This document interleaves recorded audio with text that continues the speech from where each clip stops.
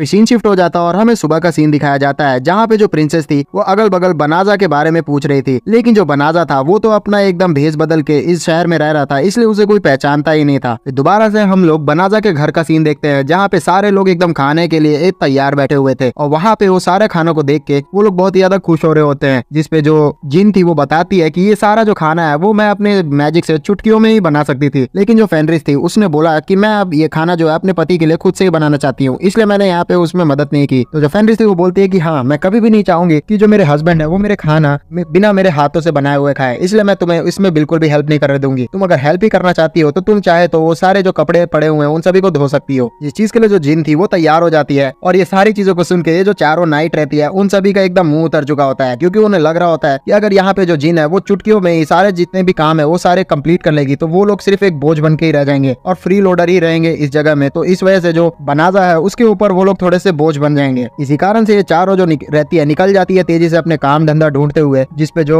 Baleno रहती है वो अपने मन में सोचने लगती है कि आखिरकार जो मैं मेज हूँ वो बिल्कुल भी नहीं बनना चाहती थी, क्योंकि जो मेरे भाई और पापा हैं वो बहुत ही तगड़े एकदम मेज है, लेकिन कभी भी मेरे अंदर वो वाली कैपेबिलिटीज उन्होंने नहीं देखी। लेकिन जो बनाजा सर है वो मेरे ऊपर बहुत ही ज्यादा एकदम मेहनत कर रहे हैं और उन्होंने ऐसी ऐसी चीजें मुझे सिखाई है जिसकी वजह से मेरा जो मैजिक है वो बहुत ज्यादा इंक्रीज हो चुका है, इसलिए मैं उनके कारण बहुत ही ज्यादा एकदम तगड़ी मेज बन के रहूंगी। वो ये सारी चीजें सोच ही रही थी कि उतनी देर में उन सभी को बाहर दिखाई देता है कि एक जो पागल घोड़ा है वो उनके खेतों को बर्बाद कर रहा है, इसलिए जो बेलेनो रहती है वो तेजी से बाहर निकलती है और फिर अपना जो डिफेंसिव मैजिक था उसको स्पेल कास्ट करती है, जिससे जो वो घोड़ा था थोड़ा बहुत एकदम डैमेज करने के लिए रुकता ही है। कि वहाँ पे जो बिरेली रहती है वो बोलती है कि चलो मैं इस घोड़े को संभाल लूंगी, और वो एक रस्सी लेती है और उस घोड़े को ऊपर डाल देती है और अपने बहुत ही अच्छे स्किल्स का यूज करते हुए उस घोड़े को कंट्रोल कर लेती है। ये सारे स्किल्स को देख के ये लोग बहुत ही ज्यादा एकदम खुश हो जाते हैं और बोलते हैं कि जो बिरेली है वो बहुत ही ज्यादा एकदम टैलेंटेड है। तो ये चारों लड़कियां यहाँ डिसाइड करती है कि आखिरकार इन्हें करना क्या चाहिए, क्योंकि अगर यहाँ जो बहुत ही ज्यादा लिमिटेड काम रहा तो इन सभी के पास कुछ काम ही नहीं बचेगा। इसलिए ये लोग बोलती है कि हमें और भी ज्यादा एकदम जो खेत है वो खरीद लेना चाहिए, जिसकी वजह से अगर खेत ज्यादा रहेंगे तो हम लोग को काम बहुत ही ज्यादा एकदम बढ़ेगा, इसलिए हमें भी काम करना पड़ेगा, तो हम लोग बोझ बन के नहीं रहेंगे। लेकिन इसके लिए इन सभी को बनाजा से भी एकदम परमिशन लेनी थी, तो ये लोग बोलते हैं कि ठीक है हम लोग जाके डायरेक्टली वहाँ परमिशन लेंगे। फिर सीन शिफ्ट होता है और हम लोग बनाजा और फेनरिस को देखते हैं जो कि इसी तरीके से अपने एकदम मार्केट में घूम रहे होते हैं, जहाँ पे जो फेनरिस थी वो बहुत ही ज्यादा एकदम खुश हो रही होती है और बनाजा के एकदम हाथों को पकड़ी हुई चल रही होती है, ये बोलते हुए कि मैं बहुत ही ज्यादा खुश हूँ। यहाँ पे हम लोग बहुत ही समय बाद एकदम डेट पे आए हैं, लेकिन जो बनाजा था वो बोलता है कि ये तो हमारा कोई डेट नहीं है, जिसपे फेनरिस बोलती है कि तुम चुप रहो, यहाँ मैं डेट ही मान रही हूँ इसको। लेकिन असल में जो बनाजा था वो तो फिर से ही जो मर्चेंट गिल्ड में ट्रेडिंग होती है उसके लिए ही आया हुआ था इस जगह पे। इस तरीके से ये लोग जा ही रहे होते हैं कि अचानक से ही इन सभी को आसमान में जो बादल रहता है वो एकदम घना होता हुआ दिख जाता है और मौसम बहुत ही ज्यादा एकदम खराब हो चुका होता है। तो जो बनाजा था उसे समझ में नहीं आता है क्या है, तो जो फेनरिस थी वो उसे इशारा देती है कि तुम उधर देखो, यहाँ पे बहुत ही बड़ा जो बीस्ट है वो आया हुआ है, जिससे जो पूरा शहर है वो तबाह हो जाएगा। तो जो बनाजा था वो बोलता है कि अगर ऐसी बात है तो मुझे तो यहाँ इन सभी की मदद करनी पड़ेगी। फिर हमें दिखाया जाता है कि जो वो बीस्ट है उसके ऊपर असल में वही जो विच थी वो बैठी हुई थी और वो इस बार बदला लेने के लिए आई थी प्रिंसेस से, और प्रिंसेस के सारे जितने भी गार्ड्स थे उन सभी को घेर के रखे हुए थे। लेकिन यहाँ जो सारे गार्ड्स है वो इस विच से बिल्कुल भी नहीं लड़ सकते हैं, और जो विच थी वो बोलती है कि तुम सभी ने मेरे को कैद कर लिया था, इसलिए मैं यहाँ पे तुम्हारा बदला लेने के लिए आई हूँ। और ये चीज बोल के वो एक ही मैजिक में जितने भी गार्ड्स थे प्रिंसेस के अगल बगल उन सभी को निपटा देती है। एक से ऐसा लग रहा होता है कि जो प्रिंसेस है उसका एकदम बैंड बजने वाला है, लेकिन उतने ही देर में जो जिन रहती है वो तेजी से दौड़ते हुए बनाजा और फेनरिस के पास आ जाती है और बोलती है कि मुझे पता नहीं क्यों यहाँ अचानक से बहुत ही तगड़ा एकदम डार्क मैजिक का एहसास हुआ है, आखिरकार यहाँ हो क्या रहा है। तो जो बनाजा था वो बोलता है कि तुम देख सकती हो दूर में एक जो मॉन्स्टर्स है वो इस पूरे शहर में एकदम तबाही मचा रहा है। तो जो जिन थी वो बोलती है कि ये कोई मॉन्स्टर नहीं है, इसे एक इंसान था, ये इसको मॉन्स्टर बनाया गया है एक मेज के द्वारा, और ये जो मेज है वो बहुत ही ज्यादा एकदम ताकतवर हुआ करती थी, लेकिन मैं इससे निपट सकती हूँ, आप मुझे प्लीज परमिशन दीजिए ताकि मैं इससे जाके लड़ सकूं और अपने मास्टर का नाम रोशन कर सकूं। उसे इतना ज्यादा एकदम इंसिस्ट करते हुए देख के जो बनाजा था वो बोलता है कि ठीक है तुम जा सकती हो, उसे लड़ सकती हो। और जो वो जिन थी वो तेजी से पहुंच जाती है उस मेज से लड़ने के लिए, और वो जो मेज थी वो उसी समय पे जो प्रिंसेस थी उसके ऊपर अटैक करने वाली होती है और प्रिंसेस का गेम बजने वाला होता है, लेकिन जो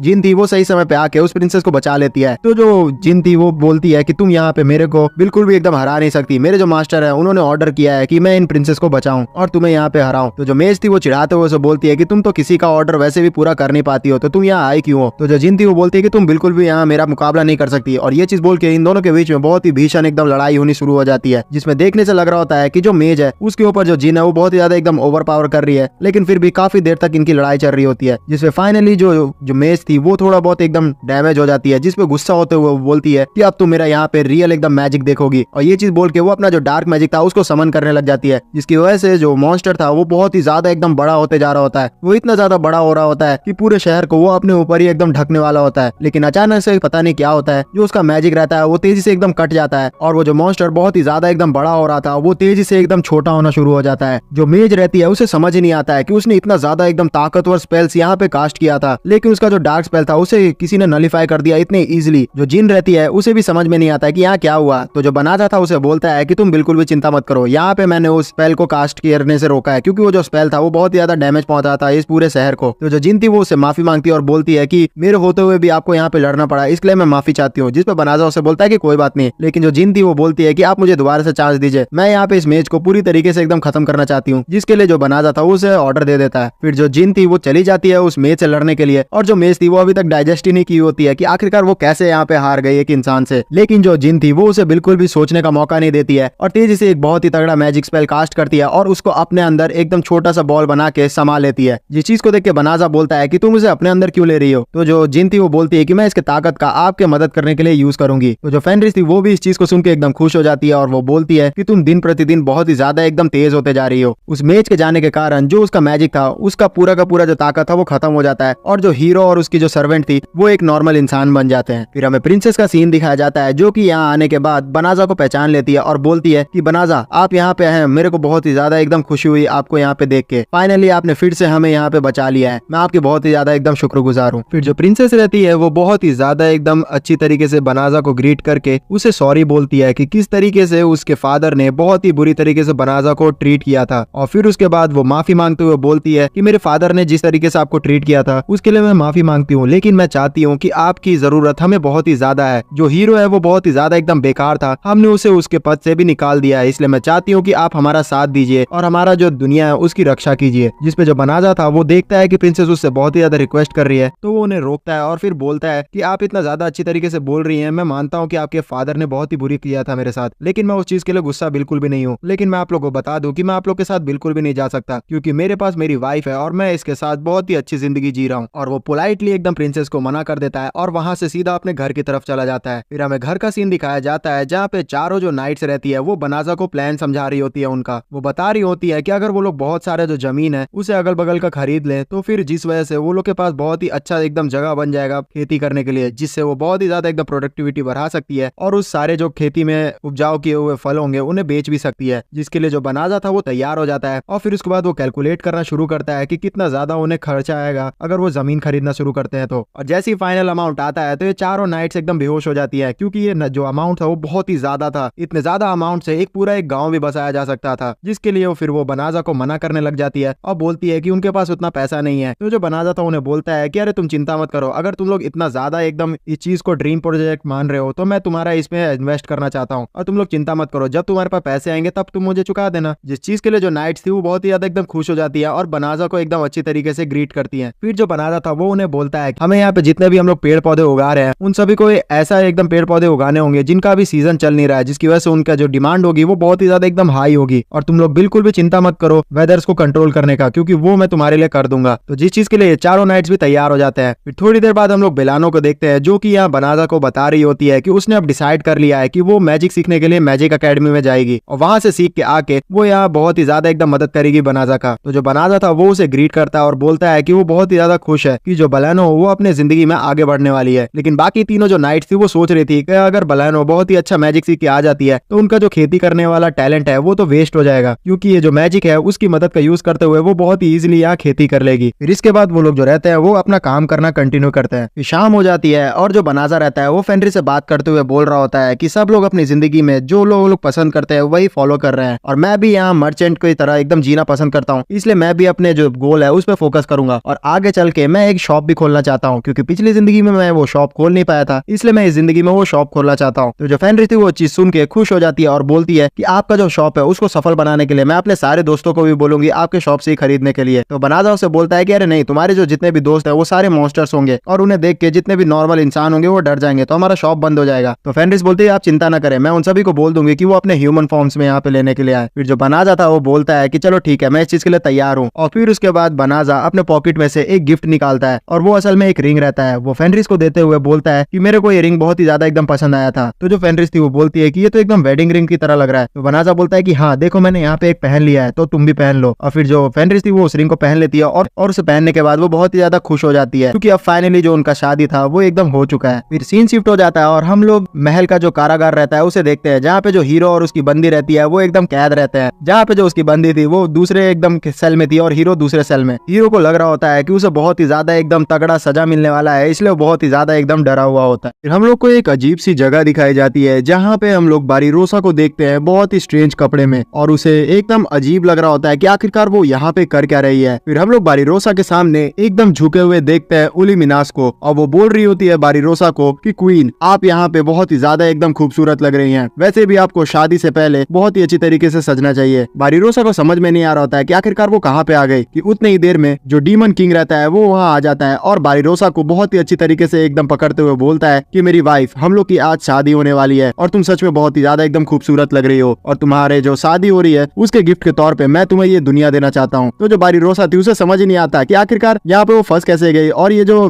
डीमन किंग है वो आखिरकार उसके प्यार में कैसे गिर गया है। तो वो मना करने लग जाती है और बोलती है कि मैं तुमसे प्यार नहीं करती हूँ। लेकिन जो सारे लोग थे वो उसका बात ही नहीं मान रहे होते हैं और उसकी शादी एकदम होने वाली होती है कि वो डर के मारे एकदम नींद से उठ जाती है और उसे पता चलता है कि वो बहुत ही ज्यादा एकदम भयानक सा सपना देख रही थी, और वो डरते डरते एकदम बोलती है कि आखिरकार ये क्या था। फिर उसके बाद सुबह वो ये सारी बातें जो फेनरिस रहती है उसको बता रही होती है कि किस तरीके से उसे आजकल बहुत ही ज्यादा बुरे सपने आ रहे हैं। तो जो फेनरिस थी वो बोलती है कि कहीं तुम लोग किसी के प्यार में तो नहीं पड़ गई हो, क्योंकि हमारे में माना जाता है कि अगर हमारे जो सपने हैं वही पूरे हमारी जो जिंदगी रहती है उसके बारे में डिपिक्ट किया करते हैं, और मुझे लगता है कि तुम्हें प्यार हो चुका है। तो जो बारीरोसा थी वो बोलती है कि नहीं नहीं, ऐसा बिल्कुल भी नहीं है। और पीछे जो दोनों नाइट्स रहती है वो बोलती है कि कहीं वो डीमन किंग तो नहीं। तो बारीरोसा और भी ज्यादा शर्मा जाती है और वो बोलती है तुम लोग बकवास बातें करना एकदम बंद करो, वो आखिरकार मेरे प्यार में क्यों गिरेगा। तो वो दोनों बोलती है कि अरे नहीं, मैं जानती हूँ, क्योंकि वहाँ पे वो तुम्हें बहुत ही ज्यादा एकदम अच्छी नजर से देखा करता था। तो बारीरोसा बोलती है कि नहीं, वो यहाँ पे मिलने आता था सिर्फ फेनरिस से। तो वो दोनों बोलती है कि नहीं, वो जब भी तुम्हें देखता था कि तुम यहाँ पे नहीं हो तो वो जल्दी चला जाया करता था, पक्का यहाँ तुम्हारा उसके साथ लफड़ा चल रहा है। जिसपे वो बहुत ही ज्यादा एकदम शर्मा जाती है और इधर उधर हाथ पटकने लग जाती है। फिर हमें महल का सीन दिखाया जाता है, जहाँ पे जो राजकुमारी रहती है उसका सलाहकार उसे बता रहा होता है कि जो बनाजा ने आपको एकदम सोने के सिक्के दिए थे वो बहुत ही ज्यादा एकदम स्पेशल सोने के सिक्के थे, जो कि सिर्फ हमें दोनों जो हीरो कंटेंडर थे उनको दिया गया था। और मुझे लगता है कि कहीं यहाँ पे जो बनाजा है वो हमारा ही जो हीरो कंटेंडर तो नहीं है जिसको हमने सबसे स्टार्टिंग में बुलाया था। तो जो प्रिंसेस थी उसे भी समझ में आ जाता है कि ये जो सोने के सिक्के है वो कोई नॉर्मल नहीं है, इसका मतलब जो बनाजा है वो वही एकदम आदमी है जिसे स्टार्टिंग में हमने हीरो के साथ ही टेलीपोर्ट किया था इस दुनिया में। और वो समझ जाती है कि आखिरकार वो क्यों नहीं चाहता है कि वो दोनों पार्टियों से कहीं भी लड़े, और उसका जो गुस्सा होना जायज भी है क्योंकि उसे बहुत ही ज्यादा बुरी तरीके से एकदम स्टार्टिंग में ट्रीट किया गया था। उतनी देर में जो वहाँ सेना का एक आदमी रहता है वो आके प्रिंसेस को बताता है कि जो हीरो है वो अपनी बंदी के साथ जेल से भाग चुका है। तो प्रिंसेस बोलती है कि जल्द से जल्द उसे पकड़ के यहाँ पे लेके आओ। फिर हमें हीरो का सीन दिखाया जाता है जो कि झाड़ी में एकदम छुपा हुआ रहता है उस लड़की के साथ, और वो एकदम जितने भी गार्ड्स आ रहे होते हैं उन सभी से एकदम बच रहा होता है। जो बंदी रहती है वो बोलती है हीरो से कि आप इतना ज्यादा भाग क्यों रहे हो और आपने आखिरकार चोरी क्यों की थी उस जगह से। तो जो हीरो था वो बोलता है कि अरे तुम यहाँ पे क्या बात कर रही हो, वैसे भी मैं उनके लिए हीरो बना था तो इतना तो वो लोग मेरे लिए कर ही सकते हैं, और मैं बस वही वाला गिफ्ट लेने के लिए गया था उनके खजाने से जो कि मैं डिजर्व करता हूँ। और फिर ये वो बोलते हुए एक पोटली निकालता है जिसको खोलने के बाद पता चलता है इन्हें कि उसके अंदर एक शॉवल होता है। इसी शॉवल को देख के वो लोग समझ ही नहीं पाते हैं कि आखिरकार ये क्या है, लेकिन अचानक से इनकी तरफ से एक आवाज हो जाती है जिसकी वजह से जो गार्ड्स थे वो इनकी तरफ आ जाते हैं। तो ये लोग डरते हुए उसी शॉवल का यूज करते हुए गड्ढा करके जमीन में चले जाते हैं और उन गार्ड्स को पता नहीं चलता है कि ये लोग कहाँ गए। वो जो शॉवल था वो कोई नॉर्मल शॉवल नहीं था, उस शॉवल की वजह से थोड़ा सा ही एकदम एफर्ट से बहुत ही बड़ा एकदम गड्ढा हो गया होता है जिसके अंदर हीरो और उसकी बंदी छुप चुके थे, लेकिन अब इन्हें पता नहीं था कि आखिरकार ये लोग ऊपर कैसे जाए। सीन शिफ्ट हो जाता है और हमें दिखाया जाता है डीमन कासल, जहाँ पे जो डीमन लॉर्ड था उसे उलिमिनास बता रही होती है कि हमारा जितना भी फोर्सेस का यूज करते हुए हमने पता करने की कोशिश की तो हमें बनाजा का जो लोकेशन है वो पता ही नहीं चल रहा है, शायद से वो शहर से एकदम बाहर जा चुका है। तो जो डीमन लॉर्ड था वो बोलता है कि नहीं, टेलीपोर्टेशन मैजिक जो है वो ऐसे काम नहीं किया करता है, टेलीपोर्टेशन मैजिक तुम्हें उसी जगह पे लेके जाती है जहाँ पे तुम कभी गए हुए हो, इसलिए मुझे लगता है कि वो शहर से बाहर बिल्कुल भी नहीं गया होगा। मैं चाहता हूँ कि तुम उसे बहुत ही अच्छी तरीके से एकदम ढूंढो। जिसपे जो उलिमिनास थी उसे बोलती है कि माय लॉर्ड, यहाँ पे मैं गुस्ताखी तो कर रही हूँ, लेकिन क्या हमें उतना ज्यादा एकदम उस आदमी पे फोकस करना चाहिए? मुझे तो लगता है कि हमारी जो फोर्सेस है वो तैयार है, इसलिए हमें डायरेक्टली उन पे हमला कर देना चाहिए। जिसपे जो डीमन लॉर्ड था वो बोलता है कि तुम समझ नहीं रही हो, वो जो इंसान है वो बहुत ही ज्यादा एकदम ताकतवर है, और अगर हम हमला कर भी देते हैं तो वो प्यूरिफिकेशन मैजिक को कास्ट करके तुरंत ही हम इस सभी को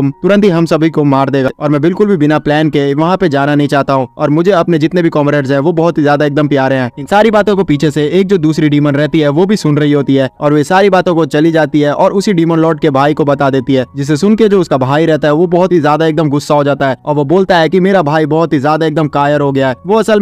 असल में अपने फोर्सेस को पीछे खींच नहीं रहा, उसके साथ ही साथ वो एक इंसान को अपने अंदर शामिल भी करना चाह रहा है। वो इंसान की इतनी औकात कैसे हो गई कि जो डीमन लॉर्ड है वो उसके सामने झुक रहा है। मैं जरूर अपने जो विद्रोह है उसको आगे बढ़ाऊंगा और फाइनली अब समय आ चुका है कि मैं अपने जो भाई है उसकी गद्दी पे कब्जा कर लूं। फिर सीन शिफ्ट हो जाता है और हम लोग फेनरिस को देखते हैं बनाजा के साथ, जो कि मार्केट में घूम रहे होते हैं और अपने खाने के लिए कुछ सामान लेने आए हुए होते हैं। जहाँ पे जो फेनरिस थी उसे बोलती है कि हमने सामान तो ले लिया है, लेकिन चलो मैं तुम्हें यहाँ पे अब कुछ खिलाने के लिए एक अच्छे से शॉप पे लेके जाऊंगी। और ये दोनों जा ही रहे होते हैं कि इनका ध्यान जाता है कि एक जो बूढ़ी औरत रहती है वो अपने शॉप को खाली कर रही होती है। तो ये लोग जाके उससे पूछते हैं कि आखिरकार वजह क्या है। तो वो बूढ़ी औरत बताती है कि मेरा बिजनेस तो सही चल रहा था, लेकिन अचानक से जो मेरा सप्लायर था उसको दिक्कत आ गई है, क्योंकि हाल ही में बहुत ही ज्यादा एकदम तगड़ा अटैक हुआ है डीमंस का और इंसानों के बीच में, जिसकी वजह से मेरा बिजनेस पूरी तरीके से एकदम ठप हो गया है। तो जो बनाजा था वो मन में सोचता है कि असल में ये जो वार है उसका जो इम्पैक्ट है वो दूर दूर तक एकदम होता है। लेकिन अचानक से जो बारीरोसा रहती है वो वहाँ पे आ जाती है और फिर बोलती है कि अगर तुम लोग खाना खाने ही जा रहे हो तो मैं तुम्हें ट्रीट देना चाहती हूँ। तो जो फेनरिस थी वो गुस्सा हो जाती है और वो बोलती है कि ये जो लड़की है वो मेरा अकेले का जो डेट है उसे बर्बाद कर देगी। और वो बोलती है कि आखिरकार तुम हमें ट्रीट क्यों देना चाहती हो। तो जो बारीरोसा थी वो बोलती है कि हाल ही में जो मेरा रैंक है वो बढ़ चुका है और ये हुआ है सिर्फ और सिर्फ बनाजा के कारण, जिसकी वजह से जो मेरी इनकम है वो भी बढ़ गई है, तो मैं तुम्हें ट्रीट देना चाहती हूँ। जिसके लिए जो फेनरिस थी वो भी तैयार हो जाती है और ये लोग जाना शुरू करते हैं कि उतनी ही देर में जो जिन रहती है वो सामने आ जाती है इनके और फिर इन्हें रोकते हुए एक बड़ा सा मैजिक कास्ट करती है और बोलती है कि यहाँ पे पता नहीं अचानक से ही बहुत ही बड़ा जो मैजिक वाला आदमी है मैं उसे सेंस कर पा रही हूँ। और फिर हम लोग देखते हैं कि ये और कोई नहीं डीमन लॉर्ड ही होता है अपने इंसानी रूप में। फिर ये जो चारों लोग रहते हैं वो एक जगह बैठ जाते हैं खाने के लिए और वहाँ पे ये लोग खाते हुए बातचीत कर रहे होते हैं। यहाँ पे जो डीमन लॉर्ड था वो खाना खाते हुए बोल रहा होता है, मुझे हाल ही में पता चला था कि मेरे लोगों से कि इस जगह पे कोई अजीब सा स्पेल कास्ट हुआ है, तो मैं यहाँ पता करने के लिए आ गया और देखो तुम मुझे यहाँ मिल गए, मैं तुम्हें बहुत ही दिनों से ढूंढ रहा था। फिर वो बारीरोसा को देखता है और बोलता है कि तुम भी बहुत ही ज्यादा एकदम ताकतवर होते जा रही हो, वैसे क्या तुम्हें खाना बनाने भी आता है, क्योंकि मुझे लगता है कि तुम खाने की बहुत ही ज्यादा एकदम शौकीन हो। लेकिन जो बारीरोसा थी वो उसकी बातों से थोड़ा बहुत एकदम इरिटेट हो रही थी और वो डायरेक्टली उससे पूछ डालती है कि तुम इंसानों के ऊपर इतना ज्यादा एकदम इंटरेस्ट क्यों शो करते हो, क्या तुम यहाँ पे हमारी प्लान्स जानने के लिए आए हो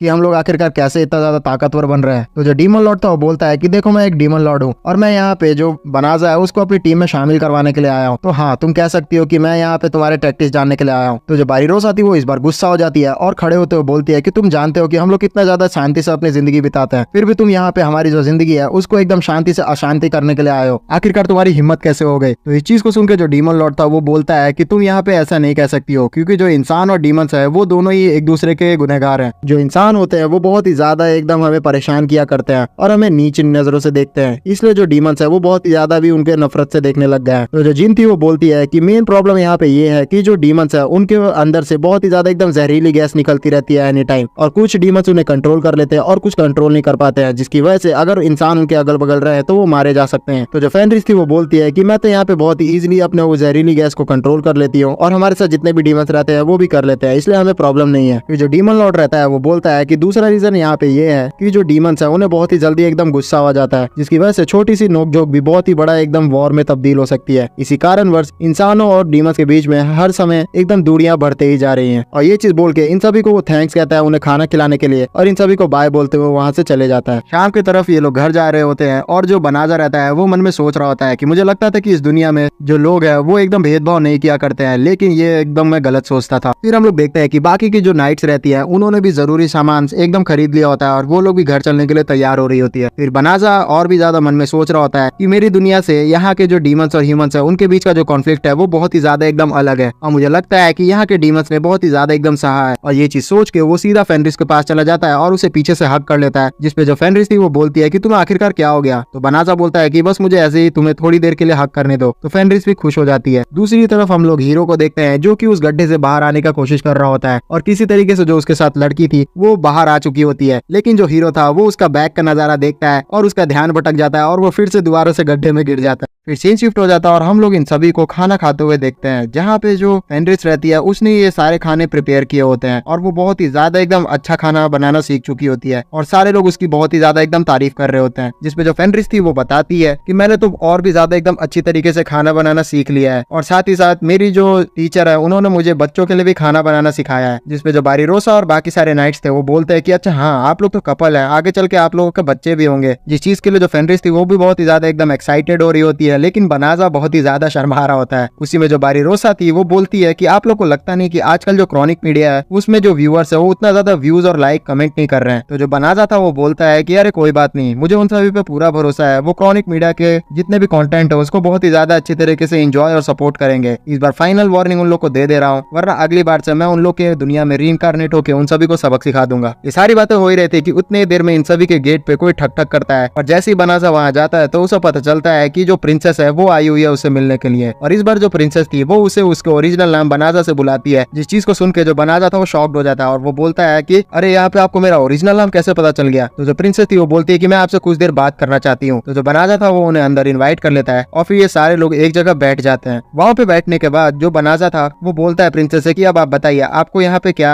वजह खींच के ले आई। जिसपे जो प्रिंसेस थी वो बोलती है कि मैं आपसे कुछ समय अकेले में बात करना चाहती हूँ। जिस चीज को सुनकर जितनी भी लड़कियां थी वो तो वहाँ से तुरंत निकलना शुरू कर देती है, लेकिन जो फेनरिस थी वो बोलती है कि मैं यहाँ से नहीं जाऊंगी क्योंकि मैं सारी बातें जानना चाहती हूँ। तो बनाजा भी बोलता है कि हाँ यहाँ पे जो फेनरिस है वो मेरी बीवी है और मैं बिल्कुल भी अपनी बीवी से एक भी चीज नहीं छुपाता हूँ, इसलिए मैं चाहता हूँ कि आप जो भी बात मुझे बोलना चाहते हैं वो इनके सामने भी बोले। तो प्रिंसेस इस चीज के लिए तैयार हो जाती है और वो बोलती है कि ठीक है मैं इसको बिल्कुल भी बाहर नहीं भेजूंगी। जैसे ही यहाँ थोड़ा एकांत होता है तो प्रिंसेस उसके सामने एकदम झुक जाती है और फिर झुकते हुए बहुत ही जोरों से एकदम माफी मांगती है बनाजा से और बोलती है कि सर बनाजा मैं बहुत ही ज्यादा एकदम शर्मिंदा हूँ कि हमारे जो फादर है उन्होंने आपको बहुत ही ज्यादा जलील किया था और आपको दूसरी जगह पे ही भेज दिया था आपके इस दुनिया में टेलीपोर्ट होने पे, और फिर उसके बाद आपको सामान भी बहुत ही अच्छे अच्छे नहीं दिए गए थे ताकि आप मारे जाएं। लेकिन मैं जानती हूँ कि हमसे गलती हुई है और हम इस चीज के लिए आपसे माफी चाहते हैं। जिस चीज पे जो बनाजा था वो थोड़ा एकदम ऑकवर्ड हो जाता है और वो बोलता है कि अरे मुझे आपसे कोई भी प्रॉब्लम नहीं है, मुझे इससे कोई दिक्कत नहीं थी, मैं इस सब चीज से अब आगे निकल चुका हूँ। तो जो प्रिंसेस थी वो खुश हो जाती है कि बनाजा ने उन्हें माफ कर दिया और फिर उसके बाद वो उन्हें बोलती है कि मैं आपको कुछ इंपॉर्टेंट चीज आपको बताना चाहती हूँ। जिसपे जो बनाजा था वो बोलता है कि आप मुझ पर भरोसा कर सकती हैं और आप मुझे वो चीज के बारे में बता सकती हैं। तो प्रिंसेस भी उसके सामने एक मैप रख देती है और वहाँ पे सारे चीजें इंडिकेट करना शुरू कर देती है। उस मैप में हमें बहुत सारे छोटे छोटे एक जगह दिख रहे होते हैं चमकते हुए। उसी जगह पे इन लोगों ने एक ऐसा स्पेल्स को एक्टिवेट किया हुआ था जिसकी वजह से डीमंस वहाँ दूर रहे। जिस चीज को देख के जो फेनरिस थी वो बहुत ही ज्यादा इरिटेट हो रही होती है। तो जो बनाजा था वो बोलता है कि आप इतना इंपॉर्टेंट इन्फॉर्मेशन मुझे क्यों बता रहे हैं। तो जो प्रिंसेस थी वो बोलती है कि देखिए यहाँ पे जो हमने प्यूरिफिकेशन का मैजिक कास्ट किया था वो जल्दी खत्म हो जाएगा और मुझे लगता है कि जल्दी जो डीमंस है वो हम पे बहुत ही तगड़ा एकदम हमला कर देंगे। धीरे धीरे जो हमारे सोल्जर्स है वो बहुत ही ज्यादा एकदम कमजोर हो गए हैं और हमारे पास बिल्कुल भी एकदम मैन पावर नहीं है लड़ने के लिए। तो जो फेनरिस थी वो गुस्सा हो जाती है इस चीज को सुन के और वहाँ पे खड़े होते हुए बोलती है कि तुम कितनी ज्यादा एकदम सेल्फिश हो, यहाँ पे तुम चाहती हो कि मेरा जो हस्बैंड है वो तुम्हारी तरह से लड़े और फिर उसके बाद तुम उन्हें सेक्रीफाइस करना चाहती हो। तो जो प्रिंसेस थी वो एकदम शर्मा जाती है और बोलती है कि देखिए हमारे पास कोई भी चॉइस नहीं है, यहाँ पे हम लोग बहुत ही ज्यादा एकदम फंसे हुए हैं और हम जानते हैं कि हमारी मदद सिर्फ सर बनाजा ही कर सकते हैं। मैं बस इतना सा चाहती हूँ कि आप हमारी तरफ से जो 4-5 गाँव एकदम खतरे में है उसकी सिक्योरिटी को इंश्योर करें। फेनरिस और भी ज्यादा गुस्सा हो जाती है ये सारी चीजों को सुन के और बोलती है कि तुम मेरे हस्बैंड का कुछ ज्यादा ही इस्तेमाल कर रही हो। तो जो बनाजा था वो उसे रोक देता है और बोलता है कि तुम समझ नहीं रही हो, यहाँ पे प्रॉब्लम ये है कि जो प्रिंसेस है वो ये चाहती है मुझसे कि मैं जो डीमंस है उनका साथ नहीं दूं और ना ही मैं इनको ज्वाइन करूं। फिर सारी बातें A to Z जो फेनरिस थी वो उसको समझा देता है, जिसके बाद जो फेनरिस थी वो भी इस चीज के लिए तैयार हो जाती है। फिर जो प्रिंसेस थी वो भी वादा करती है बनाजा से कि अभी उसके जो फादर है वो बहुत ही ज्यादा बीमार है, वो जैसे ही ठीक होंगे तो वो अपने फादर को भी लेके आएगी बनाजा से माफी मंगवाने के लिए। फिर सीन शिफ्ट हो जाता है और हम लोग दोबारा से हीरो और उसके बंदी को देखते हैं जो कि झाड़ियों में छुपे हुए थे, क्योंकि बहुत सारे जो लोग थे वो उनका पोस्टर लेके उन्हें ढूंढ रहे थे। जिसपे जो लड़की थी वो बहुत ही ज्यादा रोने लग जाती है और बोलती है कि हम लोग बहुत ही बुरी तरीके से एकदम फंस चुके हैं और अभी तो हमारे पास खाने के लिए भी कुछ नहीं है और मुझे भूख भी बहुत ही ज्यादा लगी है। जिसपे जो हीरो था वो अपने पॉकेट में से 2 बिस्किट्स निकालता है और उसमें से एक बिस्किट दे देता है उस लड़की को खाने के लिए। उस बिस्किट को खाते हुए लड़की बहुत ही ज्यादा खुश हो जाती है और फिर हीरो उसे बोलता है कि मैं यहाँ जानना चाहता हूँ कि मैं इतने ज्यादा मुसीबत में हूँ फिर भी तुमने मेरा साथ क्यों नहीं छोड़ा। जिसपे लड़की बोलती है कि ऐसा मैं भी तो आपसे पूछ सकती हूँ क्योंकि मैं भी वहाँ से जा रही थी तो आप मुझे छोड़ सकते थे, लेकिन आपने भी मेरा साथ नहीं छोड़ा। तो इस चीज को सुनकर जो हीरो था वो शर्मा जाता है और फिर वो बात चेंज कर देता है। फिर ये लोग को निकलने का थोड़ा सा मौका मिलता है तो हीरो पतली गली से निकल ही रहा होता है उस लड़की को लेके कि अचानक से इनके सामने एक मकड़ी आ जाती है और इन दोनों को रस्सी में बांध देती है। इसके बाद हम लोग को डीमन दिखाया जाता है जो कि बोलती है कि मुझे वहाँ पे 2 इंसान चाहिए थे जिसको मैं सेक्रीफाइस कर सकूं और मुझे लगता है कि मुझे वो 2 इंसान मिल चुके हैं। फिर वो हीरो और उस लड़की को पकड़ के यहाँ से लेके चली जाती है। फिर सीन दोबारा से हमें फेनरिस और बनाजा बनाजा का दिखाया जाता है, जहाँ पे जो बनाजा था वो बहुत ही ज्यादा एकदम टेंशन में लग रहा होता है अपने रूम में लेटे हुए। तो फेनरिस उसके बगल में आके बोलती है कि मैं जानती हूँ कि आप बहुत ही ज्यादा एकदम टेंशन में, आप डिसाइड नहीं कर पा रहे हैं कि आखिरकार आपको क्या करना चाहिए। तो बनाजा उसे बोलता है कि देखो यहाँ पे मेरा प्रॉब्लम ये है कि मैं बिल्कुल भी नहीं चाहता हूँ कि इस दुनिया में बहुत ही बेकार में कोई जंग हो और आगे चल के हमारा यहाँ पे बच्चा भी पैदा होगा, जिसके लिए मैं बहुत ही ज्यादा एकदम प्यारी जिंदगी चाहता हूँ जहाँ हमेशा शांति ही रहे। इसलिए मैं नहीं चाहता कि ह्यूमंस और डेमंस के बीच में लड़ाई हो। तो मुझे लगता है कि मुझे बीच बचाव करने के लिए और लोगों की जान बचाने के लिए वहाँ जाना ही पड़ेगा। तो इस चीज में जो फेनरिस थी वो भी फाइनली बनाजा का साथ देने के लिए तैयार हो जाती है। फिर हमें अगला दिन का सीन दिखाया जाता है, जहाँ पे पूरा जो गाँव रहता है उसमें बहुत ही ज्यादा एकदम हल्ला हो चुका होता है, क्योंकि डीमंस ने हमला कर दिया होता है इंसानों के ऊपर। इसलिए जितने भी बच्चे और जितने भी बूढ़े थे वो सारे लोग यहाँ से पलायन करने की शुरुआत कर देते हैं। लेकिन अचानक से हम लोग एक बच्ची को देखते हैं जो कि इसी तरीके से भाग रही होती है, लेकिन वो एक जगह फंस जाती है और उसके ऊपर एक जो गॉब्लिन रहता है वो बहुत ही तगड़ा एकदम अटैक करने ही वाला होता है। अचानक से जो फेनरिस रहती है वो उसे बचा लेती है उस गॉब्लिन को डिफ्लेक्ट करके। फिर हमें दिखाया जाता है कि जो फेनरिस है उसके ऊपर बनाजा बैठा हुआ है और फेनरिस अपने फॉक्स अवतार में उन सारे डीमन से लड़ने के लिए तैयार हो रही होती है। जो बनाजा था उसने एक ऐसा बैरियर क्रिएट कर दिया था जिसकी वजह से जो डीमंस है वो इंसानों की तरफ आ ही नहीं पा रहे थे। डीमंस बहुत ही ज्यादा एकदम ट्राई कर रहे थे कि वो इस बैरियर को तोड़ दे, लेकिन वो तोड़ ही नहीं सकते थे क्योंकि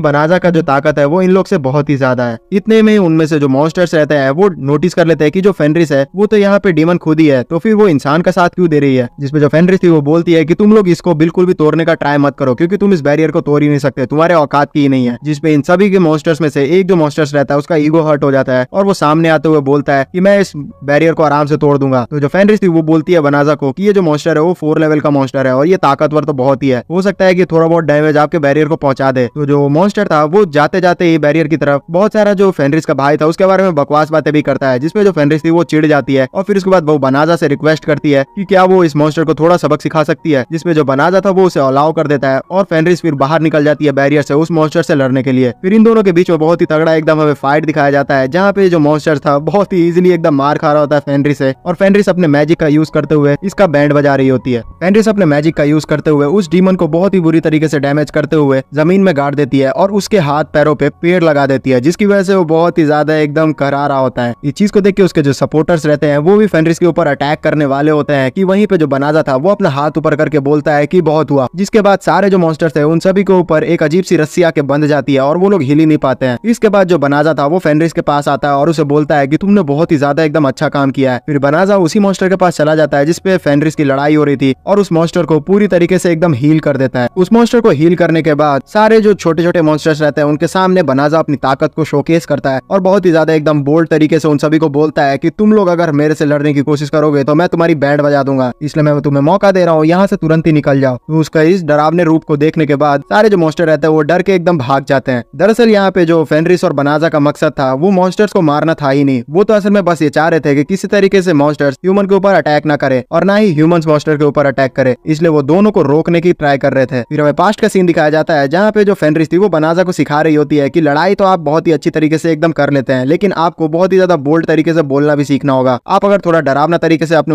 दुश्मनों को बोलेंगे तो वो बहुत ही जल्दी डरेंगे भी, और यही जो प्रैक्टिस उसने की थी वो आज इस्तेमाल कर रहा होता है। इसी के बाद फेनरिस और जो बनाजा रहते हैं वो बहुत ही ज्यादा एकदम अच्छी तरीके से हर जगह जाके जो डीमंस रहते हैं उन सभी को इंसानों के ऊपर अटैक करने से रोक रहे होते हैं। और ये जो सारा खबर था वो प्रिंसेस की तरफ भी पहुंच चुका होता है। उसका जो सोल्जर था वो उसे बता रहा होता है कि यहाँ पे कोई एक अनजान आदमी मास्क पहन के एक वुल्फ के साथ सारे लोगों को बचा रहा है, लेकिन वो कोई भी पैसा का डिमांड भी नहीं कर रहा है और ना ही कुछ बोल रहा है, वो तो असल में आपको क्रेडिट दे रहा है क्योंकि फर्स्ट प्रिंसेस ने उसे भेजा है आप सभी की मदद करने के लिए। तो जो फर्स्ट प्रिंसेस थी वो पहचान जाती है कि ये असल में बनाजा का ही काम है, तो वो अपने सारे सोल्जर्स को बोल देती है कि अगर तुम्हें कहीं पे भी वो सारे लोग मिले तो उन सभी की तुम्हें सपोर्ट ही करना है, उन्हें रोकना नहीं है। फिर हमें डार्क लॉर्ड का सीन दिखाया जाता है जहाँ पे वो ऊपर से देख रहा होता है फेनरिस और बनाजा को और वो मन में सोच रहा होता है कि यहाँ मेरे बिना ऑर्डर के डीमंस ने हमला क्यों करना क्यों शुरू कर दिया इंसानों के ऊपर। उतनी देर में पीछे उसके ओलिमिनास आ जाती है और वो बोलती है कि आपका जो भाई था उसने आपके पीछे बगावत कर दिया है और वो आपके सिंहासन को हड़पना चाहता है। मुझे लगता है कि उसने ही सारे डीमंस को भड़काया है जिसकी वजह से उन्होंने इंसान के ऊपर हमला किया है। तो जो डीमन लॉर्ड था वो समझ जाता है कि अभी बहुत ही ज्यादा मामला सीरियस हो चुका है, इसलिए वो गुस्सा करते हुए सीधा अपने कैसल की तरफ बढ़ना शुरू कर देता है। फिर हमें डीमन कैसल का सीन दिखाया जाता है जहाँ पे जो डीमन लॉर्ड का भाई था उसने प्लानिंग कर ली होती है कि वो अपनी ताकत को बढ़ाएगा ह्यूमंस को सैक्रिफाइस करके, और उसके सामने वही डीमन जो स्पाइडर डीमन थी वो लेके आ जाती है हीरो और उसकी बंदी को और बोलती है कि इन दोनों को हम लोग सैक्रिफाइस करके आपकी ताकत बढ़ा सकते हैं, जिसके बाद आप डीमन लॉर्ड से भी ज्यादा ताकतवर बन जाएंगे। इसी के बाद सीन शिफ्ट हो जाता है और हमें दिखाया जाता है बनाजा का घर जहाँ पे सामने उसके बैठा हुआ होता है डीमन लॉर्ड और ओलिमिनास, जिसपे चाय पीते पीते जो डीमन लॉर्ड था वो बनाजा को बोलता है कि मेरे पास तुम्हारे लिए एक रिक्वेस्ट है, मैं चाहता हूँ कि क्या तुम मुझे अपने घर पे रहने के लिए जगह दोगे। जिस चीज पे फेनरिस बोलती है कि तुम पक्का मजाक कर रहे हो ना। तो डीमन लॉर्ड बोलता है कि यहाँ पे मैं मजाक नहीं कर रहा हूँ, इस मूड में तो मैं बिल्कुल भी नहीं हूँ। तो बनाजा बोलता है कि तुम्हारे पास तो रहने के लिए बहुत ही बड़ा महल है, तो तुम अभी यहाँ पे रहने के लिए क्यों रिक्वेस्ट कर रहे हो। तो जो डीमन लॉर्ड था वो बोलता है कि लगता है मुझे तुम्हें सारी स्टोरी बतानी पड़ेगी। फिर हमें फ्लैशबैक का सीन दिखाया जाता है, जहाँ पे वही सीन दिखाया जाता है जहाँ कैसल में सारा जो प्लानिंग प्लॉटिंग हो रही थी डीमन लॉर्ड के खिलाफ उसके भाई के द्वारा, जिसपे जो उलिमिनास थी वो बहुत ही ज्यादा एकदम गुस्सा कर रही होती है इन सारे लोग के सामने और बोल रही होती है कि तुम लोग डीमन लॉर्ड को कैसे धोखा दे सकते हो। तो जो चारों लोग रहते हैं डीमन के, वो बोलते हैं कि अभी जो हमारे डीमन लॉर्ड है उनका जो